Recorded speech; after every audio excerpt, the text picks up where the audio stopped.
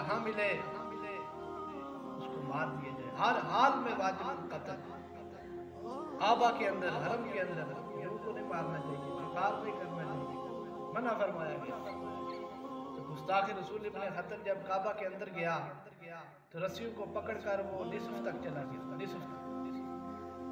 تو اب صحابہ کرام نے جب دیکھا تو حضور علیہ السلام کی بارگاہ عالیہ میں آئے اور آ کر عرض کیا، یا رسول اللہ، گستاخ آپ کا اور کعبے کے اندر چلا گیا اور غلاف کعبہ کے ساتھ لپٹ کر نصف تک چلا گیا، تو اب بتائیے اس کا کیا کیا جائے؟ حضور علیہ السلام نے ارشاد فرمایا، اقتلوا، اسے وہی جا کر قتل کرنا۔ حاضرین محترم برادران اسلام، ناموس رسالت اور ختم نبوت کا مسئلہ کتنا حساس ہے کہ فتح مکہ والے دن ایک کتی سوئی ہوئی تھی، ایک کتی، اور 10,000 صحابہ اکرام کا لشکر گزرا۔ حضور علیہ السلام نے ارشاد فرمایا کہ میرا ایک صحابی یہاں کھڑا ہو جائے، کتی کے ایک بچے کو بھی کوئی تکلیف، کوئی اذا نہ پہنچے۔